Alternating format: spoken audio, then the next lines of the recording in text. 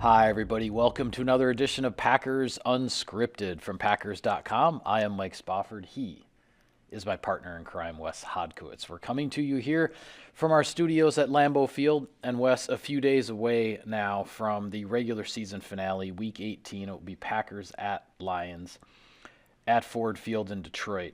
But before we talk about that game in particular, I want to discuss another subject, and that is that we've spent a lot of time on this show talking about the history that Aaron Rodgers and Davante Adams have made or are on the verge of making, all of these types of things. But we have neglected, and that's mostly my fault, to talk about a significant piece of history on the coaching side of things, and that is that Matt LaFleur last weekend got his 39th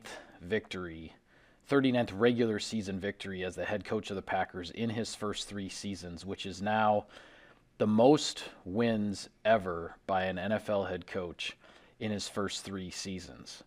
And there's no overstating how impressive that is. It's one of the most impressive things I've ever seen in the coaching realm. And this is no disrespect to George Seifert whatsoever, but when that passing of the torch happened in San Francisco, it happened in a way that really barely ever happens in the National Football League. He was handed a Corvette and he drove the car like a Corvette. Yeah. The Green Bay Packers were at a crossroads. 2018 was the worst year that this organization has had on so many different levels, really, in my lifetime, the last 28, 29 years. I don't think LaFleur gets enough credit for how quickly he changed. It's not like the culture needed an entire overhaul. It's not like the roster needed an entire overhaul. But they had to get back to being the Green Bay Packers again. And LaFleur did that. They come out the gates 13-3. I thought then and there he should have been the coach of the year. It was the biggest single-season turnaround in franchise history in terms of wins. I felt like that was the moment where he was the coach of the year. They decided to give it to John Harbaugh. Last year, pretty dominant on all sides, all phases. He, again, doesn't get the award.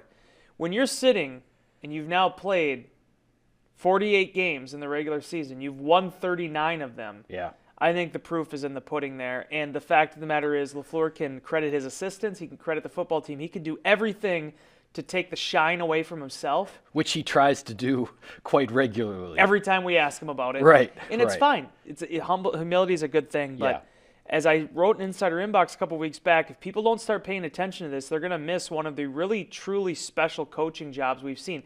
This isn't some Johnny-come-lately. Matt LaFleur's here to stay, and people better get used to it. I mean, you got to start recognizing that achievement because it's pretty incredible what this run he's been on. Yeah, absolutely. As you mentioned, the 39 wins in the first 3 seasons, one more than George Seifert, who won 38 games in the regular season. His first 3 years with San Francisco, Seifert had a Super Bowl championship in there as well.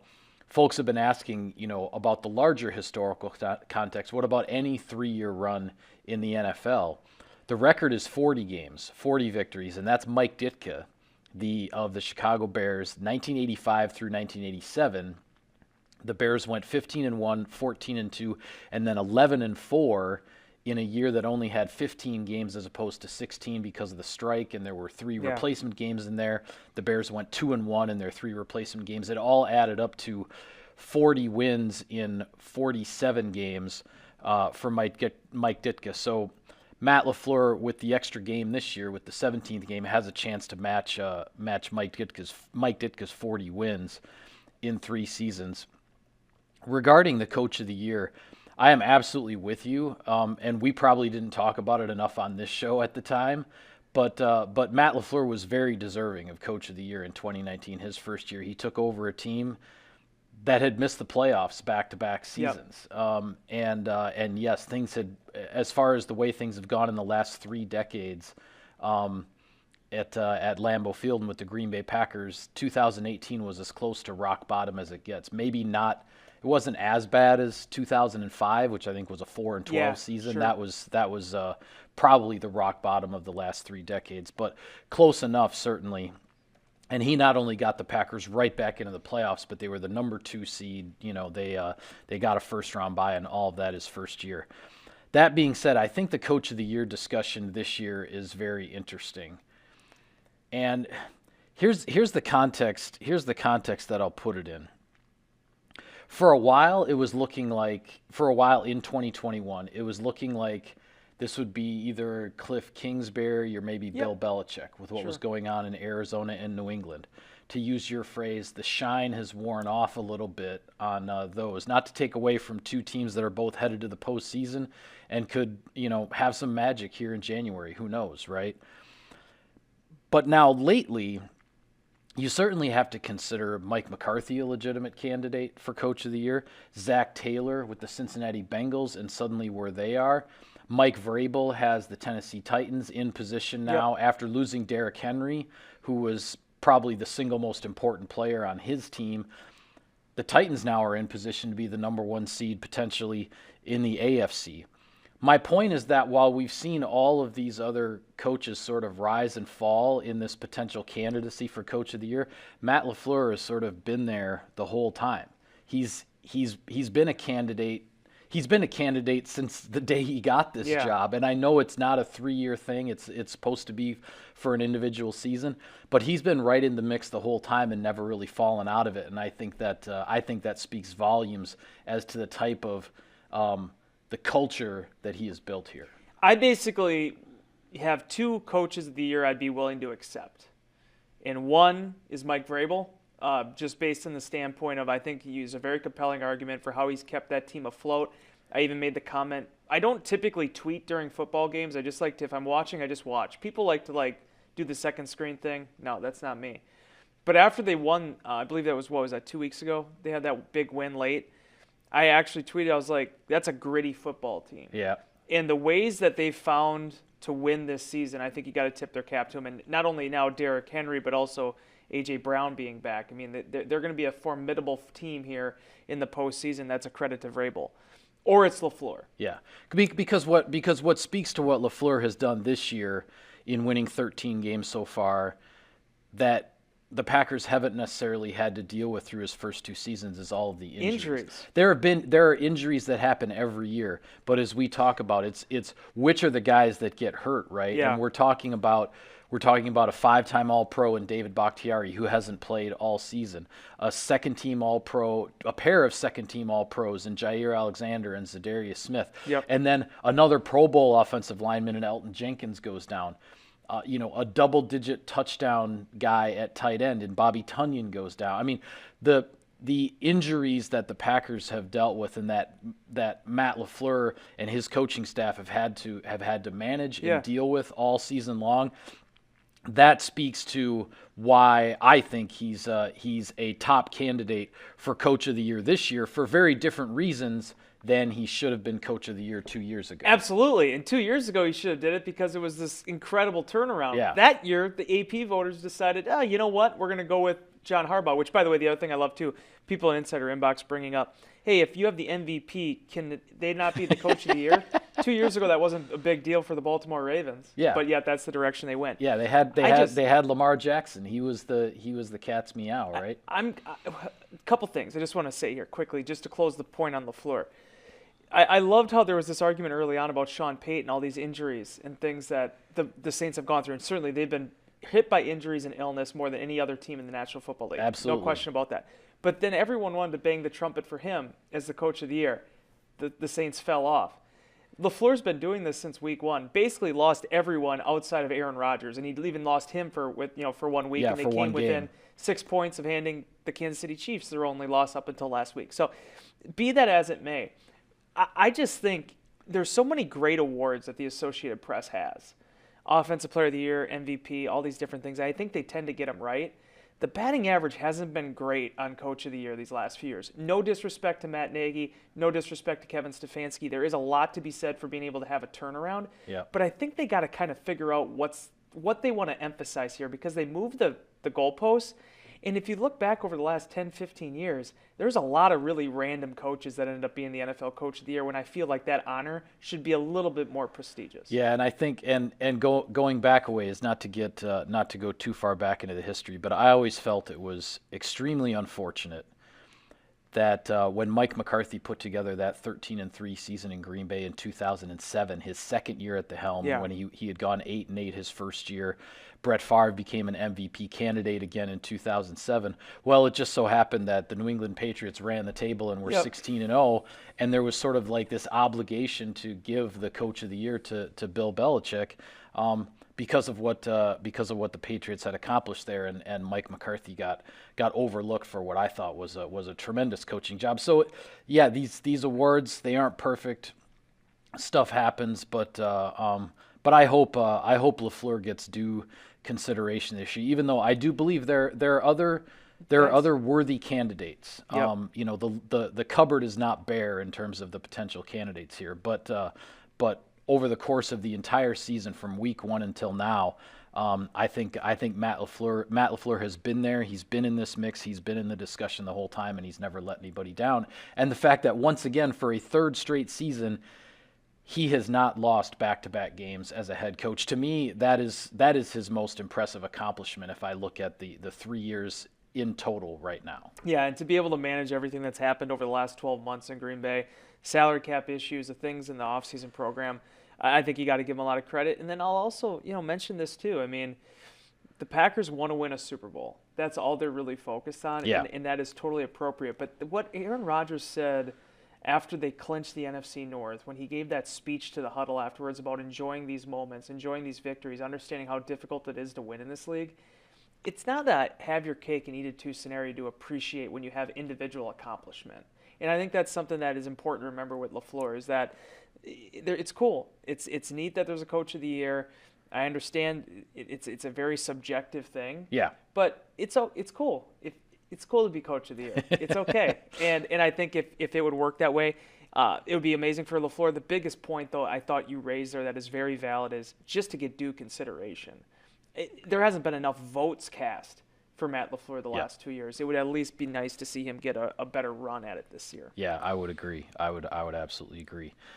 Sirius XM NFL Radio delivers hard-hitting analysis and up-to-the-minute NFL news that true football fanatics need 24/7, 365. And at Cousin Subs, we have something for everyone, like our Wisconsin cheese curds, mac and cheese, golden fries, and creamy shakes, all paired with your favorite sub or sub in a bowl. Cousin Subs, we believe in better. All right, Wes, the Packers are headed to Detroit for the regular season finale. The plan is to start the game with the starters. Yep.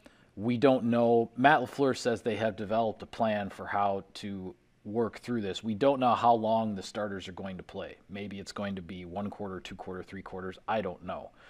But the Packers are essentially, Matt LaFleur has decided, yes, there's a risk of injury anytime you put guys out there, but he's willing to accept the risk of injury over what he feels is the larger risk of giving the guys this week off and then the following week with not having a game over wild card weekend, as we talked about on our last show. Then suddenly it's 3 weeks between games. So the Packers are going to Detroit. They are preparing this week with their frontline players ready to start the game, and then we'll see how it unfolds from there. I honestly don't think, and I even wrote about it for our website, I don't really think this is as big of a deal as what it's sort of become. I think it honestly is this is a week in which there isn't a lot to write about because the game really, in a lot of ways, doesn't matter. But the one thing, there's a couple things that hit me on Wednesday about it. One, it was Davante Adams discussing it because he was asked in a very intelligent and terrific way by Jason Wilde about the difference between this and then you guys don't want to play in preseason. What's the difference? And Davante, it's so obvious when you think about it, but it doesn't hit you right away. As he mentioned in the preseason, which he said is pointless, which I don't disagree with him. For players of his stature. Yes, yeah, absolutely. What good is going to come out of Mike Spofford going over to a local, middle school and writing something for their school paper, right? I mean, it's just it's a different level. But the thing is that he mentions in training camp, you're going pretty hard in those practices. You have padded practice day after day.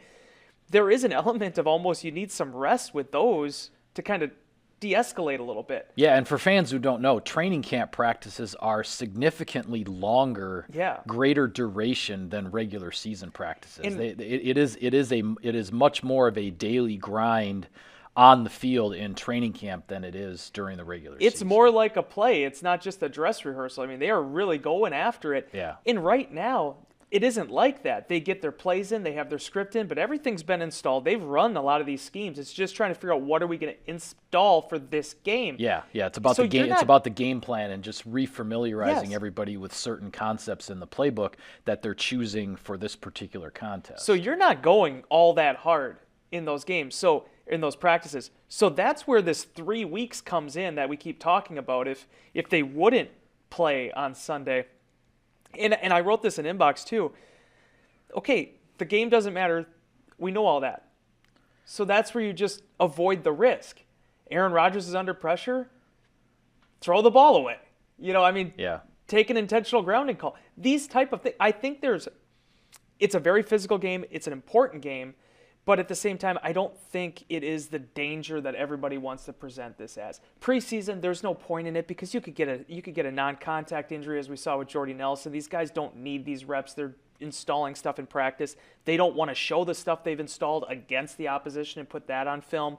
This is a different animal. And for the Packers to actually go out there on Sunday, do they need to play? Probably not.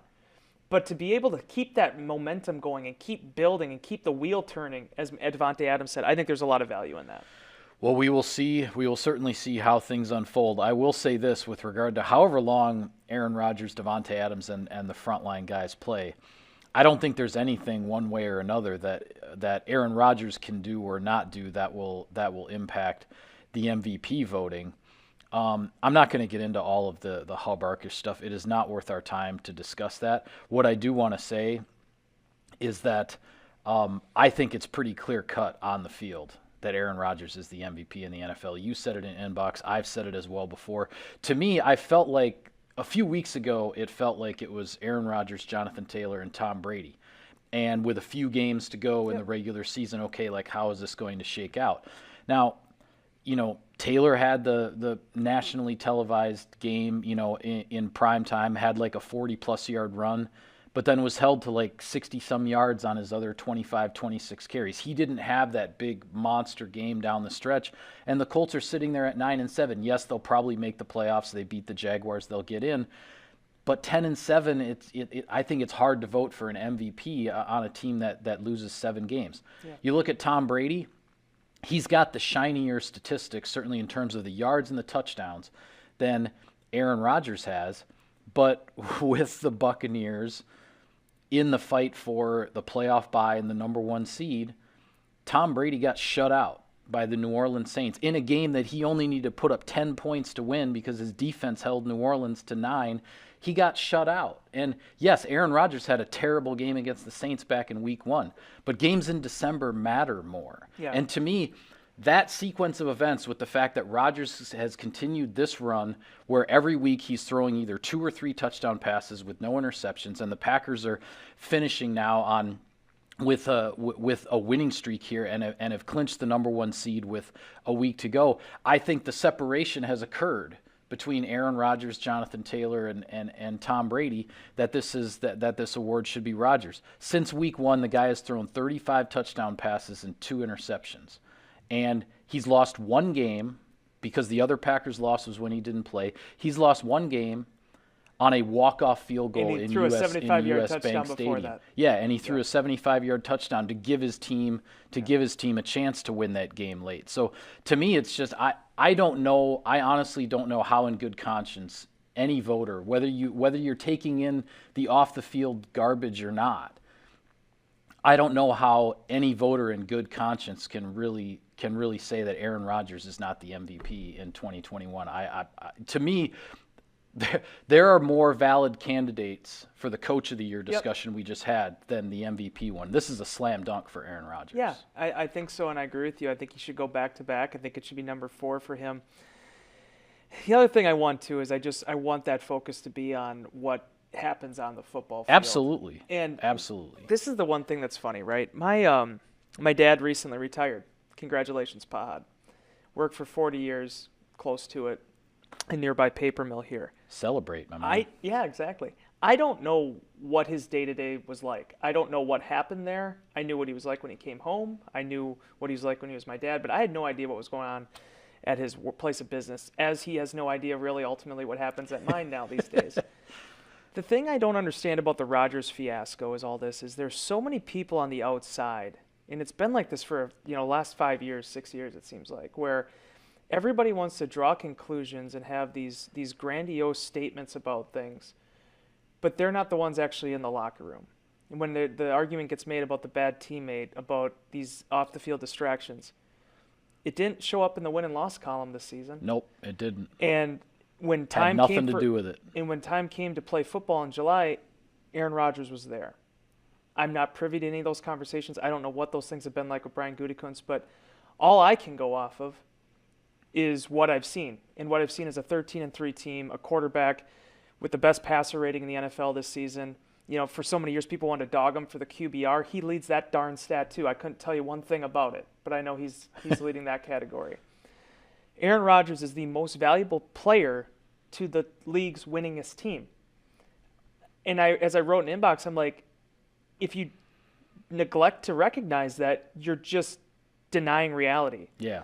And to overthink it and draw these other conclusions, if Aaron Rodgers had these stats and the Packers were 5-11 right now, I don't think you and I would be sitting up here talking about why he's the MVP. Nope.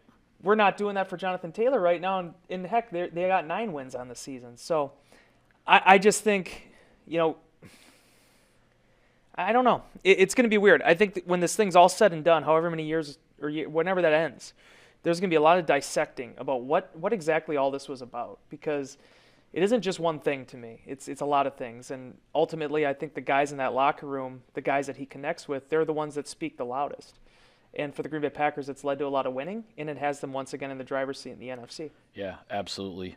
Well, with regard to the NFC, before we go, I just want to touch on where things are with regard to the playoff picture. We all know the Packers have the number 1 seed. They have it clinched. There is one spot still available, so I'm going to put you on the spot here, Wes. The 49ers are playing the Rams. If the 49ers win, they get the last playoff spot. If the Rams win that game, the New Orleans Saints can get the last playoff spot with a victory over the Atlanta Falcons. So what do you think? Who's going to get that final wild card spot in the NFC? I think the New Orleans Saints are. And the main reason I say that is I think the Rams, kind of like Green Bay has been on, the Rams have been on a big run here too to end the regular season. And I just feel like San Francisco has been way too up and down. And while you give San Francisco a lot of credit for how they handed it to the Rams, I think this game will be different in LA. I feel like I just feel like the Rams, in addition to being the more talented team, are the more consistent team. To be honest with you, I would actually like to see the 49ers in the playoffs more than the Saints from a pure entertainment standpoint. I think they're a bigger question mark. I have a hard time seeing the Saints getting on much of a run. Yeah, the 49ers are a more balanced team, definitely, for sure. But the schedule is what it is. Yeah. And for the 49ers, this is a difficult opponent. I just don't see LA laying another egg against San Fran. Could happen, but if you put me on the spot for who I'm picking, I'd probably pick LA and pick New Orleans to get in. Yeah, it's interesting because I think San Francisco has had a pretty strong push here towards the end, and the Rams, while extremely talented, but dealing with a massive COVID list and all this, and then their games getting rescheduled and moved around, and then playing on a super short week and all this kind of stuff. And Matthew Stafford's been turning the ball over, like crazy, and so that's where I just wonder if now the game is in LA, as you said, it's at SoFi Stadium, but I just wonder if San Francisco will be able potentially to pull this out. And what's interesting in the larger picture in the NFC, the Rams right now are the 2 seed, and if they win, they will be the 2 seed right behind the Packers. But if the Rams lose, there's suddenly this potential domino ripple effect with regard to how all of the seeding between number 2 and number 5 could shake out amongst the Buccaneers, the Cardinals, who could steal the NFC West if the Rams lose. Obviously, the Cowboys are in that mix as well. If the Rams end up losing the division, if they lose and the Cardinals win, the Rams go from being the 2 all the way to the 5, and suddenly they're going on the road on wildcard weekend. It's a huge shift of fate, so to speak, for them. So Really, that if there's one game in Week 18 that has the biggest implications in the bigger picture, it's this 49ers Rams game. Yeah, and I obviously should probably amend my previous statement too and say that New Orleans has to get past Atlanta for this thing to become all relevant. But you and I were discussing a couple days ago with Atlanta. They are 7-9, but I mean their winning percentage as far as the opponents they face is less than 30%. I mean. They've had plenty of opportunity to put themselves in a better position, and so I just think the Sean Payton's Falcons just continue to come up short. Yeah. That would be classic Falcons, though, in a way, is if the Rams do beat the 49ers, but then the Falcons would actually stop the Saints from getting in, and then the 49ers would still get in anyway. And then we're back to the yearly question of is Matt Ryan still the quarterback? Right, in Atlanta? exactly. That's always how this goes. The whole discussion in Atlanta starts over. Last one before we go. As I mentioned before, the Colts most likely will be getting into the playoffs. They just have to beat the 2-win Jacksonville Jaguars in order to do it. And if that happens, then that sets up a Sunday night football winner-go-home game between the Chargers and the Raiders. If the Colts clinch a playoff spot, then between Chargers-Raiders, it's a de facto playoff game. The winner season is still alive. The loser's season is over. So Chargers-Raiders. I was going to say, are you going to add in the other contingency to that?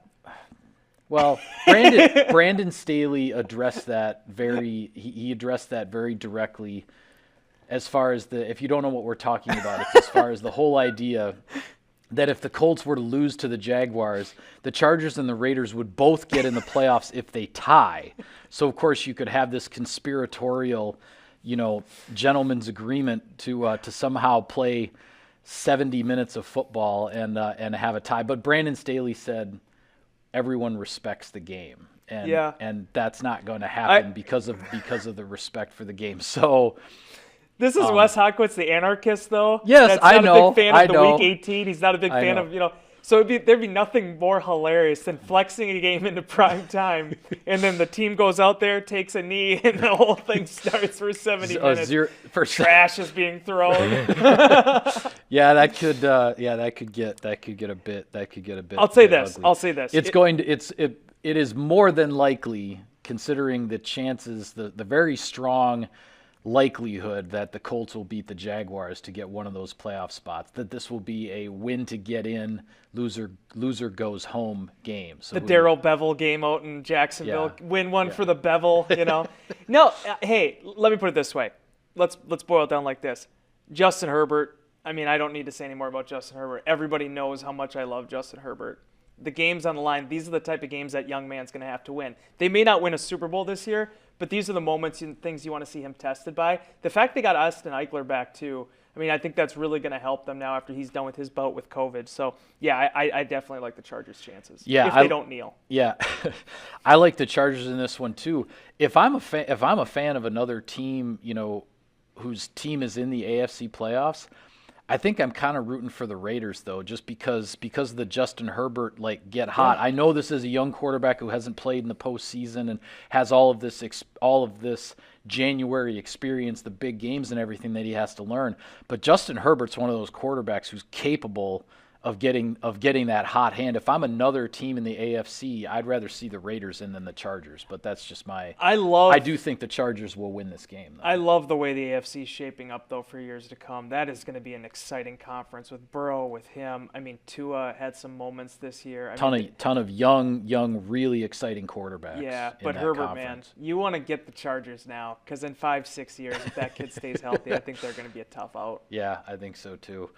With that, we'll call it a wrap on this edition of Packers Unscripted. Be sure to follow all of our coverage of Sunday's game from Ford Field in Detroit. We'll have it all for you on Packers.com. For Wes, I'm Mike. Thanks for tuning in, everybody. See you next time.